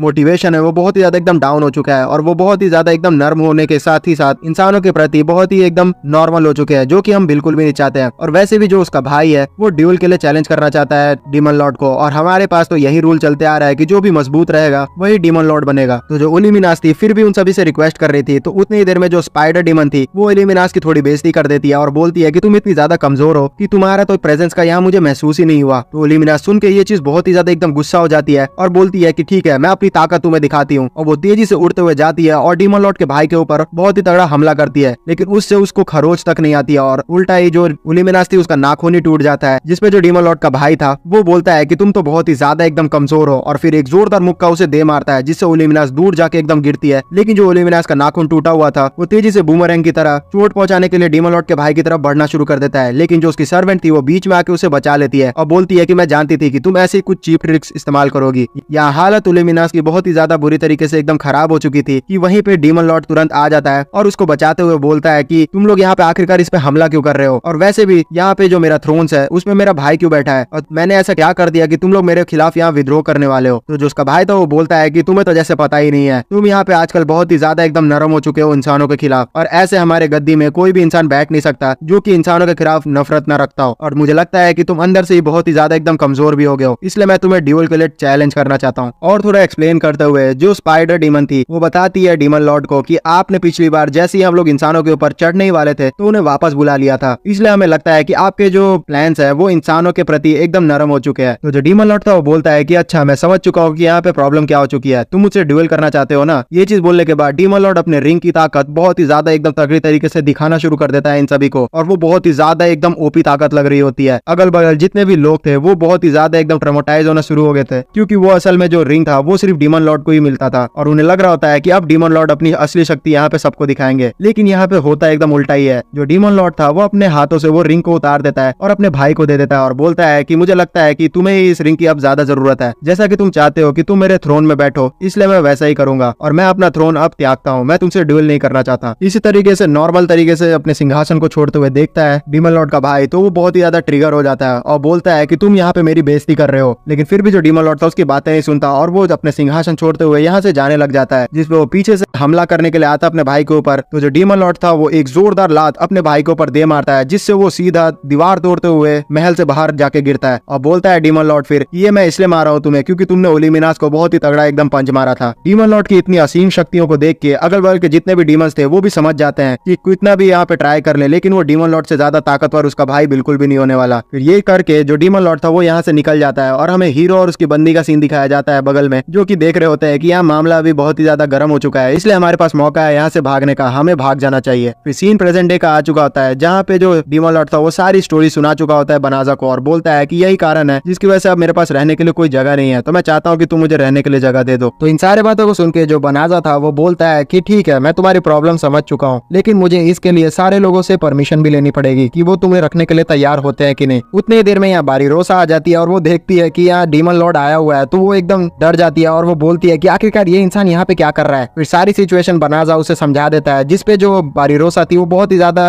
अपोज करना शुरू कर देती है कि हम लोग एक डीमन लॉर्ड को यहाँ पे कैसे रख सकते हैं, जितना भी हो वो यहाँ पे डीमन ही है, वो हमारे लिए खतरा हो सकता है। लेकिन बाकी सारे लोग सपोर्ट कर रहे होते हैं क्योंकि जो डीमन लॉर्ड है वो अभी तक उन सभी के साथ बुरा नहीं किया है। फिर भी वो लोग थोड़ा बहुत बताते हैं कि अभी हाल ही में जो डीमंस है वो इंसानों के ऊपर हमला कर रहे हैं। तो जो डीमन लॉर्ड था वो बोलता है कि यहाँ पे ये मेरे ऑर्डर से नहीं हो रहा है, ये मेरे भाई ने ऑर्डर किया इसलिए हो रहा है। दरअसल जैसे मैंने यहाँ पे डीमन लॉर्ड का जो पद था वो छोड़ दिया, उसके बाद ही से यहाँ मेरे पास कोई भी एकदम रहने की जगह नहीं बची है, और साथ ही साथ यहाँ मेरा कोई दोस्त भी नहीं है, इसलिए इंसानी दुनिया में सिर्फ मेरी जो फेनरिस है वही दोस्त है, इसलिए मैं उसके पास आया हूँ मदद मांगने के लिए। तो जो फेनरिस थी वो बोलती है कि तुम्हारे साथ ही साथ जितने भी डीमंस ने वो महल छोड़ दिया है, तो फिर उन सभी का क्या हुआ। तो जो डीमन लॉर्ड था वो बोलता है कि वो सभी भी अब इंसानों की जिंदगी जिएंगे, उन्होंने भी डीमंस वाली जिंदगी जीना छोड़ दिया है। फिर जो डीमन लॉर्ड था वो बोलता है बनाजा को कि मैं जानता हूँ कि यहाँ पे तुम और फेनरिस मिलके बहुत ही अच्छे तरीके से इंसानों और डीमंस के बीच में शांति लाने की ट्राई कर रहे थे, जिसपे तुम डीमंस को रोक रहे थे इंसानों पे हमला करने के लिए। मैं बहुत ही ज्यादा खुश हूँ उस तुम्हारे डिसीजन से। तो जो फेनरिस थी वो बोलती है कि तुम्हें पता है कि हम लोग ने ये किया था? तो डीमन लॉर्ड बोलता है कि हाँ, मैं दूर से ये सारी चीजें देख रहा था। फिर उसके बाद जो बनाजा था वो बोलता है कि चलो अब हमें डिसीजन लेने का टाइम आ चुका है, और वो सारे लोगों से पूछता है कि क्या तुम चाहते हो कि यहाँ पे जो डीमन लॉर्ड है वो हमारे साथ रहे, जिसपे सारी जो नाइट्स रहती है वो इस चीज के लिए तैयार हो रही होती है। लेकिन जो बारीरोसा थी वो एकदम अपोज किए जा रही होती है और बोल रही होती है कि हम लोग एक डीमन लॉर्ड को अपने साथ कैसे रख सकते हैं, यहाँ पे जितना भी हो ये एक डीमन ही है, मैं इस पे भरोसा नहीं कर सकती। तो जो फेनरिस था वो बोलती है इसका मतलब है कि तुम चाहती हो कि जो मेरा पुराना दोस्त है वो अब ऐसी दर दर की ठोकरें खाए, और वो ऐसे इमोशनल ब्लैकमेल करने लग जाती है बारीरोसा को कि जो बारीरोसा थी वो अपने ऊपर गिल्ट नहीं लेना चाहती है और फिर बोल देती है कि ठीक है वो यहाँ पे रह सकता है। तो जो फेनरिस थी वो भी खुश हो जाती है और बोलती है कि फाइनली अब हमारे टीम में एक बहुत ही ताकतवर डीमन लॉर्ड भी आ चुका है। फिर सीन शिफ्ट हो जाता है और इसी तरीके से जो डीमन लॉर्ड था वो इन सभी के साथ रहना शुरू कर देता है, और वो घुलने मिलने के लिए अपना जो काम था वो भी खोज रहा होता है। वो सबसे पहले ब्लॉसम के पास जाता है और उसे खेती करने के लिए मदद करने का ऑफर करता है, लेकिन जो ब्लॉसम थी वो उसे मना कर देती है और बोलती है कि मैं आराम से अपने साथ ही इस चीज को संभाल सकती हूँ। फिर वो बिरेली के पास चला जाता है जहाँ पे वो अस्तबल में मदद करने के लिए उसे ऑफर करता है, जिसपे जो बिरेली थी वो बहुत ही ज्यादा एकदम डर जाती है उसके ऑरा को ही देख के, और जो घोड़े थे वो भी डरना शुरू कर देते हैं, इसलिए बिरेली भी उसे मदद करने से मना कर देती है। तो फिर निराश होते हुए जो डीमन लॉर्ड था वो चला जाता है बनाजा के पास, जहाँ पे जो बनाजा था अपने हथियारों की तरफ देख रहा होता है और उन सभी को बेचने के लिए तैयार कर रहा होता है। तो जो डीमन लॉर्ड था वो उसके हथियारों को देख के बहुत ही ज्यादा अमेज होता है और फिर उसकी नजर चली जाती है उसी शील्ड पे जिसको उसने ड्रैगन को मार के बनाया था। तो जो बनाजा था उसे बुरा लगता है क्योंकि ये जो ड्रैगन्स थे वो असल में डीमन लॉर्ड के सेना में ही थे, जिसमें जो डीमन लॉर्ड था वो बोलता है कि कोई बात नहीं, वैसे भी लगता है कि उन्होंने तुम पे पहले हमला किया था। फिर शाम हो जाती है और ये सारे लोग बहुत ही इंजॉय करते हुए एकदम खाना खा रहे होते हैं, लेकिन जो बारीरोसा थी वो बहुत ही ज्यादा एकदम अनकंफर्टेबल हो रही होती है डीमन लॉर्ड के इनके टीम पे रहने के लिए, इसलिए वो खाना भी नहीं खा रही होती है। और वो रात में जब सारे लोग सो जाते हैं तो वो अपने बालकोनी में ऐसे ही बैठी रहती है शांति से, जिसपे जो फेनरिस और बनाजा रहते हैं वो उसके लिए खाना लेके आते हैं और उसे ऑफर करता है कि तुमने खाना भी नहीं खाया, तुम यहाँ पे खाना खा लो। वो बोलते हैं बारीरोसा को कि हम जानते हैं कि तुम बहुत ही ज्यादा एकदम आजकल सोचने लग गई हो और डरने भी लग गई हो, लेकिन मैं तुम्हें अश्योर करना चाहता हूँ कि ये जो डीमन लॉर्ड है वो हमारे लिए बिल्कुल भी एकदम मुसीबत के लिए कोई भी नहीं होगा। जिसपे जो बारीरोसा थी वो बोलती है कि मैं जानती हूँ, लेकिन मैं इस चीज को अपने दिमाग से हटा ही नहीं पा रही हूँ क्योंकि मैं जंग में तो नहीं गई हूँ आज तक, लेकिन मैंने देखा है कि किस तरीके से सारे लोग अपने परिवार वालों को खो देते हैं जंग में, इसलिए मैं इस चीज को भुला ही नहीं सकती हूँ। तो जो फेनरिस थी वो बोलती है कि देखो इंसान के साथ साथ डीमंस भी चेंज होते हैं। पहले के ही समय मुझे याद आ रहा है कि मैं जब डीमन हुआ करती थी पूरी तरीके से, तो मैं तुम लोगों के बारे में देखते हुए सोची थी कि तुम लोग को मार के मैं अपने दोस्तों को खिला दूंगी। जिस चीज को सुन के बारीरोसा एकदम डर जाती है और बोलती है कि इतने क्यूट दिखने वाली जो फेनरिस है वो भी इस तरीके से सोच सकती है। लेकिन फिर फेनरिस बोलती है कि अब देख लो, अब मैं पूरी तरीके से एकदम चेंज हो चुकी हूँ और मैं तुम्हारी एकदम भलाई ही चाहती हूँ। ये दोनों बहुत ही अच्छी तरीके से बारीरोसा को एकदम खिला देते हैं खाना, और बारीरोसा भी थोड़ा अब अच्छा फील कर रही होती है। फिर सुबह का सीन आ जाता है जहाँ पे हम लोग डीमन लॉर्ड को और ओलिमिनास को खड़े हुए देखते हैं। तो जो बारीरोसा थी वो उनके पास आ जाती है और बोलती है चिल्लाते हुए कि देखो मैं तैयार हूँ तुम सभी को यहाँ पे रहने देने के लिए, लेकिन अगर तुमने थोड़ा सा भी ट्राई किया कुछ भी होशियारी करने का तो मैं तुम्हें वहीं पे खत्म कर दूंगी। तो जो डीमन लॉर्ड था वो हंसते हुए बोलता है कि चलो फाइनली तुमने यहाँ पे हमें रहने के लिए तैयार तो हुई, लेकिन जो ओलिमिनास थी वो उसे छेड़ते हुए बोलती है कि तुम तो बिल्कुल कमजोर हो, तुम हमें रोक भी कैसे सकती हो। तो जो बारीरोसा थी वो चिढ़ते हुए बोलती है कि तुम तो यहाँ पे बोलो ही मत, तुम तो बनाजा के सामने टिक भी नहीं पाई थी। फिर जो डीमन लॉर्ड था वो आगे बढ़ जाता है बारीरोसा के पास और उसके तरफ हाथ बढ़ाते हुए बोलता है कि मैं अच्छा लगा कि तुम अब साथ में हो हमारे, लेकिन जो बारीरोसा थी वो उससे हाथ नहीं मिलाती है और बोलती है कि मैं जब तक पूरी तरीके से तुम पे भरोसा न कर लूं तब तक मैं तुमसे हाथ नहीं मिलाऊंगी। और ये बोलते हुए वो एकदम दूर तरीके से भाग जाती है कहीं काम करने के लिए। दूर से ही जो बनाजा था वो इस सारी चीजों को देख के बहुत ही ज्यादा एकदम खुश हो रहा होता है कि फाइनली सारे लोग अब नॉर्मल हो रहे हैं। फिर सीन शिफ्ट हो जाता है और हम लोग हीरो को देखते हैं जो कि अपनी बंदी के साथ फाइनली डीमन के कासल से भाग चुका होता है और वो बहुत ही ज्यादा खुश हो रहा होता है कि अब हम लोग जिंदा बच जाएंगे। फिर हमें डीमन कासल का सीन दिखाया जाता है जहाँ पे जो डीमन लॉर्ड का भाई रहता है उसने अब सिंहासन संभाल ली होती है और वो बहुत ही ज्यादा एकदम परेशान हो रहा होता है क्योंकि वो लोग इतना ज्यादा एकदम अच्छा प्लान बनाने के बावजूद इंसानों से बहुत ही बुरी तरीके से एकदम हार रहे होते हैं, जिसके लिए वो अपनी सबॉर्डिनेट से कंप्लेन भी करता है, जिसपे जो उसकी सबॉर्डिनेट थी वो बोलती है कि पता नहीं क्यों जो इंसान है वो हमसे अभी आगे निकले हुए हैं क्योंकि उन्होंने बहुत सारे जो ट्रैप्स हैं वो बिछा के रखे हुए हैं, इसलिए अभी हम लोग उनसे आगे नहीं निकल सकते। जिस चीज को सुन के जो डीमन लॉर्ड था वो बहुत ही ज्यादा एकदम गुस्सा हो जाता है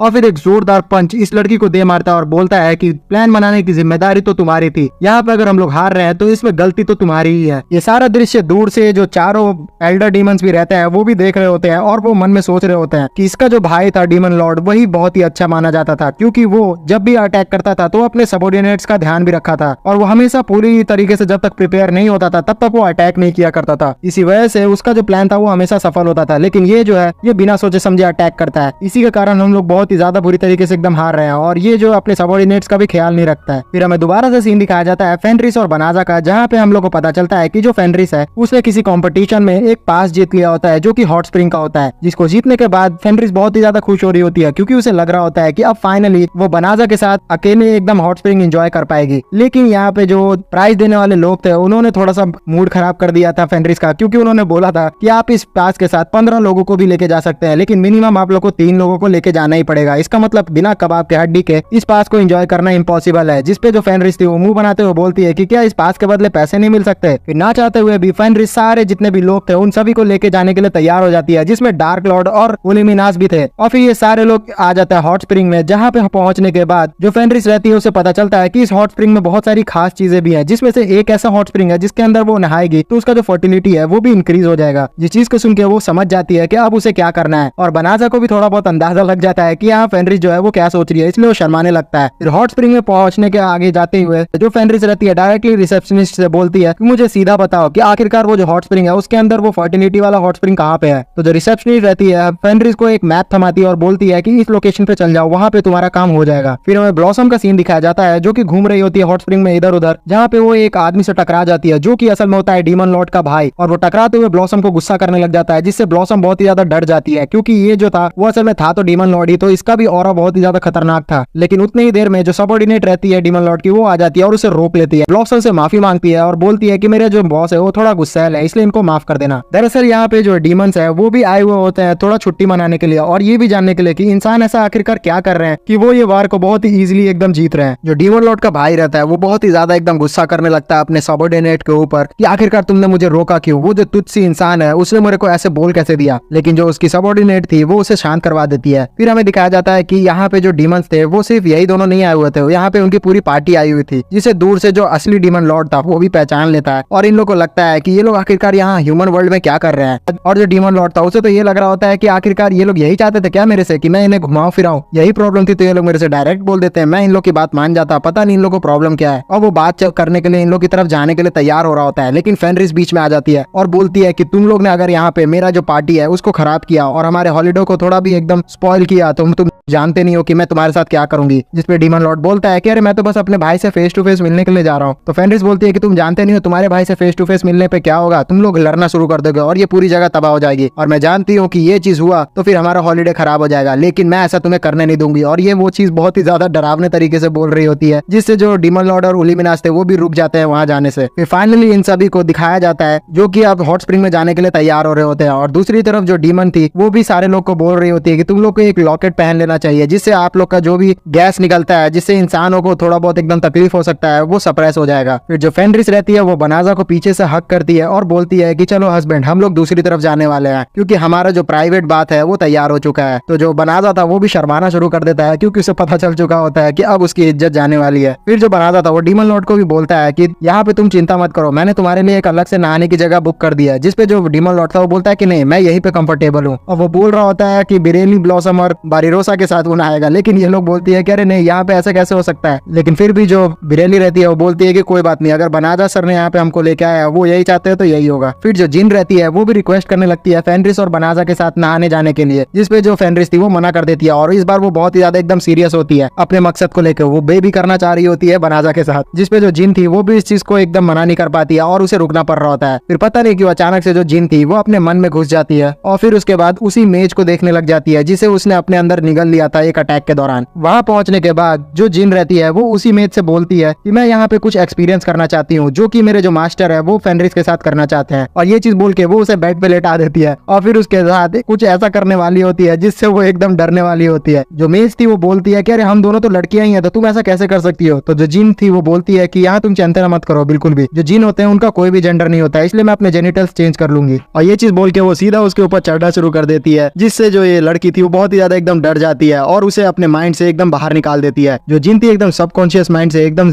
बाहर आ जाती है और वो बोलती है कि ये मैं कहाँ खो गई थी। फिर हम लोग को दिखाया जाता है कि जो फेनरिस और बनाजा है उन्होंने अपना हॉट स्प्रिंग बाथ लेना शुरू कर दिया होता है, लेकिन ये दोनों एक साथ नहा नहीं रहे होते हैं, इनके बीच में एक दीवार होती है, लेकिन ये लोग बहुत ही ज्यादा एकदम पास होते हैं। जो फेनरिस थी वो बहुत ही ज्यादा खुश हो रही होती है कि अब फाइनली इन लोग को नहाने का मौका मिला है साथ में, लेकिन थोड़ी उदास भी रहती है कि एकदम साथ में नहाने का मौका नहीं मिल पाया। जिसपे जो बनाजा था वो बहुत ही ज्यादा एकदम शर्मा जाता है और बोलता है कि अब मुझे यहाँ पे बहुत ही ज्यादा एकदम गर्मी लग रही है। फिर हमें बाकी डीमंस का सीन दिखाया जाता है जो कि नहाने धोने के बाद ह्यूमंस का जो बनाया हुआ खाना था उसे एंजॉय कर रहे होते हैं, और वो लोग ये चीज एक्सेप्ट ही नहीं करना चाह रहे होते हैं कि ये जो ह्यूमंस है बहुत ही अच्छा एकदम खाना खाते हैं, इसलिए वो थोड़ी बहुत बुराई भी कर रहे होते हैं कि ये ह्यूमंस कितना ज्यादा बेकार खाना खाते हैं। जो मॉन्स्टर रहते हैं वो खाना खत्म करने के बाद आपस में लड़ाई झगड़ा करना शुरू कर देते हैं अपना एक दूसरे का स्ट्रेंथ बनाने के लिए। फिर हमें हीरो दिखाया जाता है जो कि अपनी लड़की के साथ यहाँ पे पहुंच चुका होता है, और मैं कह रहा हूँ ना यार, ये आगे आ चुका है ना तो फिर जरूर एकदम मुसीबत लेके आएगा, क्योंकि ये जब जब आया है तब तब ये मुसीबत लेके आया है, और ऐसा ही होता है। यहाँ पहुंचने के बाद इसके साथ जो इसकी लड़की रहती है वो बोल रही होती है कि यहाँ पे मेरे को बहुत ही ज्यादा एकदम भूख लग रहा है। तो हीरो था वो बोलता है कि तुम चिंता मत करो, मैं मॉन्स्टर्स के किले में से ऐसी खाली हाथ नहीं आ गया हूँ, मैं उनके साथ एक क्रिस्टल चुरा के लाया हूँ, और इस क्रिस्टल को बेच के हम लोग के पास पैसा बहुत सारा आ जाएगा। और वो क्रिस्टल असल में होता है ऐसा है कि वो मॉन्स्टर्स की शक्तियों को बढ़ा देता है, उनके अंदर से जो जहरीली गैस निकल रही होती है उसे एकत्रित कर देता है, और ऐसा ही होता है। उस क्रिस्टल के निकलते ही वो जो मॉन्स्टर्स थे जिन्होंने अपनी जहरीली गैस को सप्रेस करके रखा था वो बहुत ही ज्यादा एकदम बढ़ना शुरू हो जाती है, और ये पूरी जगह में एकदम फैल जाती है, और सीधा जाके उसी हीरो से चिपक जाता है। पता नहीं यार, फिर से इसका बैंड बजने वाला है, और हर बार इसी का बैंड बजता है। वो जो हीरो था एक बहुत ही बड़े मॉन्स्टर में तब्दील हो जाता है, जिसे दूर से ये सारे जो डीमंस रहते हैं वो भी देख रहे होते हैं, और ये लोग पता नहीं क्यों एक्साइटेड हो रहे होते हैं। वो मॉन्स्टर जागने के बाद बहुत ही ज्यादा एकदम तबाही मचाना शुरू कर देता है, और अगल बगल तोड़ फोड़ करना शुरू कर देता है, जिस चीज की वजह से जो बनाजा रहता है वो भी अपनी ताकत का यूज करते हुए लोगों की जान जो रहता है उसे बचा रहा होता है। और वो बोलता है फेनरिस को कि फेनरिस तुम जल्द से जल्द जाओ और इस मॉन्स्टर को खत्म करके आओ। तो जो फेनरिस रहती है वो डायरेक्टली उड़ के वहां से बिना कपड़ों के ही जाना शुरू कर देती है, जिसपे जो बनाजा था उसे बोलता है कि बेवकूफ कुछ कपड़े तो पहन के जाओ। दूसरी तरफ जो बारीरोसा रहती है वो भी बनाजा की मदद करने के लिए तैयार हो रही होती है, जिसपे जो डीमन लॉर्ड था वो बोल रहा होता है कि तुम्हें जाने की जरूरत नहीं है, क्योंकि बनाजा जो है वो बहुत ही ज्यादा एकदम ताकतवर है, उसने पिछले भी बार आराम से एकदम डीमंस और ह्यूमंस के बीच की जो लड़ाई थी उसे खत्म कर दिया था। तो बारीरोसा जो रहती है वो कहती है कि मैं जानती हूँ कि जो हमारे लॉर्ड बनाजा है वो बहुत ही ज्यादा ताकतवर है, लेकिन फिर भी ये मेरा फर्ज बनता है कि मैं उनकी कुछ न कुछ मदद करूँ। और ये बोल के सारी जो नाइट्स रहती है वो उनका मदद करने चली जाती है। तो जो डीमन लॉर्ड रहता है वो ये चीज को देखता है और बोलता है उलिमिनास को कि तुम्हें क्या लगता है हमें भी ये चीज करनी चाहिए। वैसे तो यहाँ फेनरिस ने हमें बोला था कि बिल्कुल भी इंटरफेयर नहीं करना है, लेकिन मुझे लगता है कि हमें मदद तो करनी चाहिए। जिसपे जो उलिमिनास थी वो अलग ही खुश हो रही होती है और शर्माते हुए बोलती है कि आज से पहले आपने मेरे से कोई भी सवाल नहीं पूछा था, आप वैसे भी डीमन लॉर्ड है, आप जो चाहे वो कर सकते हैं। तो जो डीमन लॉर्ड था वो भी सोच लेता है कि अब वो मदद करने जाएगा बनाजा का, और उलिमिनास की तरफ से निकल जाता है मिलने के लिए। उस लड़ाई वाली जगह पे पहुंचने के बाद जो डीमन लॉर्ड था वो देखता है कि यहाँ पे जगह बहुत ही ज्यादा एकदम खराब हो चुकी है। तो जो फेनरिस थी वो भी गुस्से से उसे बोलती है कि मैंने कहा था ना कि तुम यहाँ पे बिल्कुल भी इस चीज पे बर्बादी में मत आना। लेकिन जो डीमन लॉर्ड का भाई था वो जैसे ही देखता है कि डीमन लॉर्ड भी यहाँ पे आ चुका है तो वो भी खुशी से यहाँ आ जाता है और बोलता है कि अब फाइनली अगर तुम भी यहाँ पे आ चुके हो तो मैं तुमसे लड़ना चाहता हूँ। डीमन लॉर्ड रहता है वो बोल देता है ब्लॉसम को कि जल्द से जल्द तुम जाओ और बनाजा को यहाँ पे बताओ कि मेरे और मेरे भाई के बीच में लड़ाई स्टार्ट होने वाली है। तो जो ब्लॉसम थी वो भी बताने के लिए चल जाती है बनाजा को। फिर हमें बनाजा का सीन दिखाया जाता है जो कि मामले को संभाल रहा होता है किसी तरीके से, जहाँ पे जो बारीरोसा रहती है वो उसे भड़का रही होती है कि मुझे लगता है कि जो डीमन लॉर्ड है वो भी इनके साथ मिला हुआ है। लेकिन जो बनाजा था वो बहुत ही ज्यादा एकदम भरोसा करता है डीमन लॉर्ड पे, तो वो बोलता है कि नहीं, मुझे नहीं लगता कि उसने ऐसा किया होगा। फिर फाइनली जो आमने सामने दोनों भाई खड़े रहते हैं और लड़ाई के लिए पूरी तरीके से एकदम तैयार हो रहे होते हैं। फिर जो छोटा भाई था वो एकदम अपना जो इनिशिएशन था वो बढ़ाता है और सीधा मारने के लिए दौड़ता है डीमन लॉर्ड की तरफ। लेकिन जो डीमन लॉर्ड था वो बहुत ही इजीली सारे अटैक्स को डॉज कर रहा होता है और एक भी अटैक उसको लग ही नहीं रहा होता है, जिससे जो उसका छोटा भाई था बहुत ही ज्यादा इरिटेट हो रहा होता है। इसलिए वो अपने मेलिकिन्स को बहुत ही ज्यादा इकट्ठा करते हुए अपने भाई पे अटैक कर रहा होता है। जो फेनरिस रहती है वो भी थोड़ा बहुत मदद कर रही होती है डीमन लॉर्ड का, जिसपे जो डीमन लॉर्ड था उसे बोलता है कि तुम यहाँ से चली जाओ और जो बनाजा है उसकी हेल्प करो। दूसरी तरफ जो उलिमिनास थी वो सीधा पहुंच जाती है बाकी डीमंस की तरफ, जहाँ पे जो डीमंस थे वो बोलते हैं कि हम लोग यहाँ झगड़ने के लिए बिल्कुल भी नहीं आए, हम लोग तो यहाँ छुट्टियां मनाने आए थे। लेकिन जो सबऑर्डिनेट रहती है वो छोटे वाले डीमन लॉर्ड की, वो सीधा अपने मकड़ी से अटैक करने के लिए तैयार हो जाती है इल्यूमिनास पे। लेकिन जो इल्यूमिनास थी इस बार बहुत ही ज्यादा गुस्से में थी और वो उसके ऊपर जोरदार अटैक कर देती है। लड़ाई के दौरान जो फेनरिस रहती है उसे ऐसा पता चलता है कि ये जो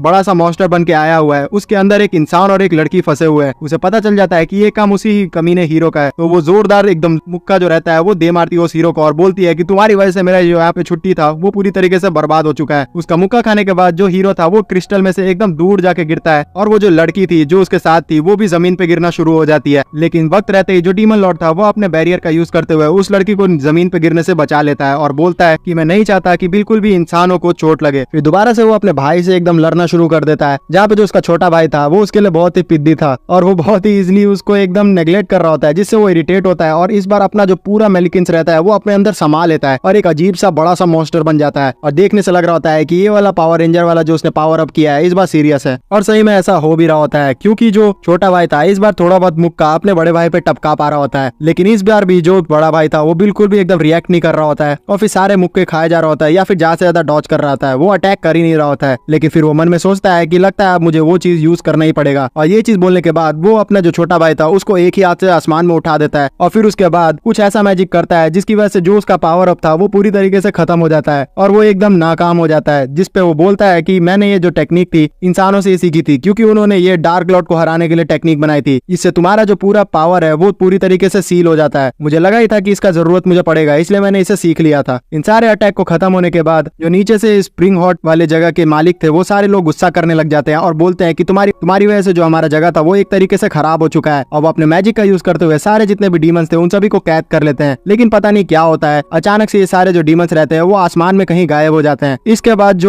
बाद जो बनाजा रहता है वो अपने मैजिक का यूज करते हुए पूरा का पूरा जो जगह टूट गया था उसको ठीक कर देता है। और फिर सारे जितने भी लोग रहते हैं वो इन सभी की मदद कर रहे होते हैं, जैसे साफ सफाई करने में, सामान एक जगह रखने में, और इसी तरीके से ये लोग इन सभी की मदद करके जितना भी डैमेज हुआ था उन सभी को एकदम रिकवर कर लेते हैं। सारा काम खत्म होने के बाद जो भी हॉट स्प्रिंग के लोग थे वो इन सभी को थैंक्स कहते हैं इन सभी की मदद करने के लिए। फिर फाइनली इन लोग को मौका मिलता है कि ये लोग चैन से हॉट स्प्रिंग को एंजॉय कर पाए। और फेनरिस जो रहती है वो बहुत ही ज्यादा एंजॉय कर रही होती है और बाकी सारे जितने भी लोग रहते हैं वो भी एंजॉय कर रहे हैं अपने हॉट स्प्रिंग को। फिर हमें सीन दिखाया जाता है कि बनाजा और डीमन लॉर्ड जो रहते हैं वो आपस में एकदम सामने ही हॉट स्प्रिंग को एंजॉय कर रहे होते हैं। और जो बनाजा था वो बोलता है डीमन लॉर्ड से कि तुम्हारा बहुत बहुत शुक्रिया कि तुमने हमारा उन डीमंस को हराने में मदद किया। जिसपे जो डीमन लॉर्ड था वो बोलता है कि मैं जानता हूँ कि मैं यहाँ पे दोषी था क्योंकि मैंने डीमंस को संभाल नहीं पाया, लेकिन तुम जिस तरीके से सारे लोगों को एकदम बैलेंस करके रखते हो तुम बहुत ही काबिले तारीफ हो। इतने ज्यादा एकदम ताकतवर होने के बावजूद तुमने आज तक किसी का भी पक्ष नहीं लिया। मैं तुमसे उसी समय एकदम इंप्रेस हो गया था जब मैं तुमसे पहली बार मिला था। तुम मेरे इतना ज्यादा शक्ति को देखने के बाद भी बिल्कुल भी एकदम मुझसे डरे नहीं थे, इसलिए मैं तुम्हें थैंक्स कहना चाहता हूँ कि तुमने कोई भी एकदम जो पार्टी है वो ज्वाइन नहीं की। और ये चीज बोल के वो अपना हाथ बढ़ा लेता है बनाजा की तरफ और फिर ये दोनों अच्छे तरीके से हाथ मिलाते हैं। जो बनाजा रहता है वो डीमन लॉर्ड जो कि आगे चल के बनने ही वाला है उससे हाथ मिला के बहुत ही ज्यादा खुश हो रहा होता है, क्योंकि अब ये इंसानों और डीमंस के बीच में एक शांति का प्रतीक बनेगी। फिर हम लोग को दिखाया जाता है कि नहाने के बाद ये सारे लोग जो रहते हैं वो अपना खाना एंजॉय कर रहे होते हैं और उस खाने को खाते हुए ये लोग बहुत ही ज्यादा खुश रह रहे होते हैं। जिसपे अचानक से ही जो एक वेट्रेस रहती है वो आ जाती है फेनरिस के बगल में और उसे एक स्पेशल सा खाना देते हुए कान में बोल रही होती है कि ये खाना आपकी एनर्जी बढ़ाने के काम आएगा। और तुम लोग समझ जाओ कौन सी एनर्जी बढ़ाने की बात हो रही है। जिस चीज को सुन के जो फेनरिस थी वो बहुत ही ज्यादा शर्मा जाती है, लेकिन उसे अपना मकसद तो पूरा करना ही था, इसलिए उस वो खाने को बहुत ही ज्यादा ध्यान से खाती है। फिर सीन शिफ्ट हो जाता है और हम लोग देखते हैं कि जो डीमन लॉर्ड रहता है वो एक जगह बैठे हुए रहता है। वहाँ पे जो बारीरोसा रहती है वो आती है और फिर उसे बोलती है कि मैं तुमसे बहुत ही ज्यादा एकदम बुरी तरीके से ट्रीट करती थी। जिसपे डीमन लॉर्ड बोलता है कि तुम तो मुझे बहुत ही बुरा मानती थी ना। तो जो बारीरोसा थी उसे सॉरी कहती है और बोलती है कि मैं तुम्हें सही तरीके से समझ नहीं पाई थी, लेकिन मैं तुम्हें सॉरी कहती हूँ। जिस चीज को सुनकर जो डीमन लॉर्ड था वो उसके साथ फ्लर्ट करना शुरू कर देता है। तो जो ओलिमिनास थी वो बहुत ही ज्यादा एकदम इरिटेट हो जाती है और जेलस होते हुए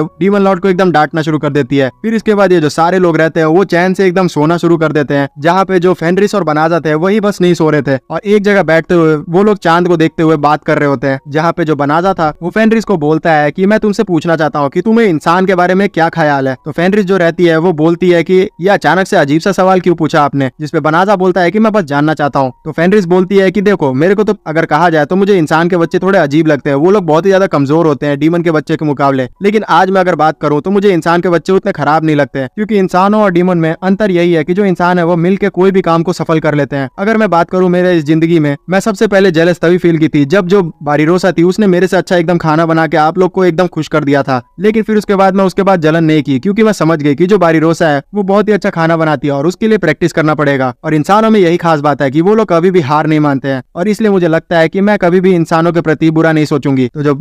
जो बनाजा था वो खुश हो जाता है इस चीज को सुन के और बोलता है कि आगे चल के मैं बस इसलिए जानना चाहता था क्योंकि ह्यूमंस और डीमंस के बीच में लड़ाई होगी, लेकिन मैं उसे रोकना चाहता हूँ और उसमें मैं तुम्हारा साथ चाहता हूँ। जिसमें जो फेनरिस थी वो शर्मा जाती है और बोलती है कि आप बिल्कुल भी चिंता न करें, आप मेरे हस्बैंड हैं और मैं आपके साथ दूंगी पक्का। वैसे भी हमारे जो आने वाला आगे बच्चा होगा उसके लिए एक अच्छी दुनिया हमें बनानी होगी। जिस चीज को सुनकर जो बनाजा था वो बहुत ही ज्यादा शर्मा जाता है और बोलता है कि ये तो तुमने क्या ही कह दिया। और फिर उसके बाद इन दोनों के बीच में चुम्मा चाटी स्टार्ट हो जाती है और आपस में इन लोग के बीच में सिस्टम हो जाता है। इसी के साथ अगले दिन का सीन आ जाता है जहाँ पे जो फेनरिस थी वो बहुत ही ज्यादा एक बार खुश लग रही होती है। उसकी खुशी से सारी लड़कियां समझ जाती है कि उसके साथ आखिरकार रात में हुआ क्या है और वो लोग भी शर्माना शुरू कर देती है। जिसपे जो गोजेल था यानी कि डीमन लॉर्ड वो समझ नहीं पा रहा होता है कि आखिरकार यहाँ पे वो इतनी ज्यादा खुश क्यों है। तो जो ओलिमिनास थी वो उसे डांटते हुए बोलती है कि तुम्हें जानने की जरूरत भी नहीं है। फिर जो बनाजा था वो इन सारे लोग को बोलता है कि हमें घर चलना चाहिए और ये बोल के वो टेलीपोर्टेशन मैजिक का यूज करता है और ये सारे लोग घर पे पहुंच जाते हैं। फिर ये लोग अपना डे टू डे टास्क करना कंप्लीट कर देते हैं, जैसे कि ब्लॉसम अपना खेती करना शुरू कर देती है। और फिर हमें बेलानो का सीन भी दिखाया जाता है, जो कि इतनी छोटी होने के बावजूद मैजिक में बहुत ही ज्यादा एकदम अच्छी हो गई थी और वो अब स्टूडेंट की जगह एकदम टीचर भी बन गई थी। फिर हमें सीन दिखाया जाता है बनाजा का और डीमन लॉर्ड का, जो कि आपस में जो बहुत सारे हथियार थे उसे तरीका से एकदम तैयार कर रहे होते हैं, जिसपे होली मिनास बोल रही होती है कि तुम लोग ये सारे हथियार को बना किस ले रहे हो। तो जो बनाजा था वो बताता है कि हम लोग ये हथियार को जाके बेचने वाले हैं, जिससे हमें पैसे मिलेंगे। तो होली मिनास इन सभी को डांटना शुरू कर देती है और बोलती है कि यही जो हथियार है वो इंसान फिर डीमंस के खिलाफ यूज करेंगे, मैं तुम्हें इसके लिए अलाउ नहीं करूंगी। उतनी देर में वहाँ पे बारीरोसा जो रहती है वो भी आ जाती है और फिर उसके बाद डीमन लॉर्ड को थैंक्स कहने लग जाती है, क्योंकि उसने उसे बहुत ही तगड़ा एकदम जो शील्ड था वो बना के दिया था। जिसपे जो डीमन लॉर्ड था वो बोलता है कि मुझे बहुत ही ज्यादा खुशी हुई कि तुम्हें ये चीज पसंद आई। फिर जो बारीरोसा रहती है वो बोलती है कि तुम्हें पता चला यहाँ जो प्रिंसेस थी उसका क्वीन बनने का जो सेरेमनी है वो स्टार्ट होने वाला है और मुझे लगता है कि कहीं जो डीमंस है वो अभी इस समय को देख के हमला न कर दे। तो जो डीमन लॉर्ड था वो बोलता है कि तुम चिंता मत करो, मैंने अपने भाई के जितने भी ताकत थी उसे सील कर दिया है और वो जल्दी अभी ठीक नहीं होने वाला है, इसलिए वो लोग अटैक करने से पहले 100 बार जरूर सोचेंगे। फिर हमें सीन दिखाया जाता है प्रिंसेस का, जो कि अपनी ओथ सेरेमनी ले रही होती है और सारे जो लोग थे वो बहुत ही ज्यादा खुश हो रहे होते हैं कि जो इतनी अच्छी प्रिंसेस है वो अब उनकी क्वीन बन चुकी है। लेकिन सोने पे सुहागा यहाँ पे ये रहता है कि जो किंग था वो भाग चुका होता है यहाँ, क्योंकि उसे पता था कि उसने बहुत सारे जो बुरे काम है वो किए हैं और उसकी सजा उसे मिल सकती है। और ये जो क्वीन थी वो उसका जो खोजबीन था वो एकदम स्टार्ट की हुई होती है और उसे एकदम छोड़ना नहीं चाह रही होती है। फिर अगले सीन में हम लोग दोबारा से हीरो को देखते हैं, जो कि उसी फावड़े को यूज करते हुए दोबारा से गड्ढा करके छुपा हुआ होता है अपनी उस बंदी के साथ। और इस बार जो उसकी बंदी थी वो बहुत ही ज्यादा एकदम रो रही होती है और हीरो उसे शांत करवा रहा होता है। फिर हम लोग फेनरिस को देखते हैं, जो कि सारे लोगों को एकदम खुश होते हुए चिल्लाते हुए बुला रही होती है कि तुम सभी जल्दी से आ जाओ, खाना रेडी हो चुका है। इन सारी चीजों को देख के जो बनाजा था वो मन में बोल रहा होता है कि जब मैं यहाँ पे आया था तब मैं हमेशा से एकदम अकेला हुआ करता था, लेकिन आज देख लो मेरे पास मेरी एक पूरी कंप्लीट फैमिली है। फिर बनाजा फेनरिस को बोलता है कि मैंने डिसाइड कर लिया डार्लिंग कि हम लोग अब जाके अपना जो शॉप है उसे खोलेंगे। तो जो फेनरिस थी खुश होते हुए बोलती है कि हम लोग आपका उसमें पूरा तरीके से एकदम सपोर्ट करेंगे। जो बिरेली है वो अपना वहाँ पे सामान बेचा करेगी और ब्लॉसम अपने सब्जियां बेचा करेगी। और ये चीज बोल के ये लोग अपने घर की तरफ चले जाते हैं और इसी स्वीट एंडिंग के साथ इस जो एनीमे है उसका फर्स्ट सीजन हो जाता है खत्म। इसका सेकंड सीजन का अभी तक कुछ भी अनाउंसमेंट नहीं हुआ है, सेम लाइक बाकी सारे एनिमेज का। लेकिन जैसे ही इस एनीमे का सेकंड पार्ट आएगा तो मैं आप लोग को तुरंत ही इस चैनल में अपलोड करवा दूंगा। उसके लिए हमारे चैनल को आपको सब्सक्राइब करना होगा और लाइक करना होगा, और प्लीज जो लाइक टारगेट है हमारा 3000 का वो जल्दी कंप्लीट कर दीजिएगा, जिसके बाद हम लोग ऐसा ही बहुत ही ज्यादा एकदम ऑसम एनीमे तुरंत ही अपलोड कर देंगे। तब तक के लिए बाय।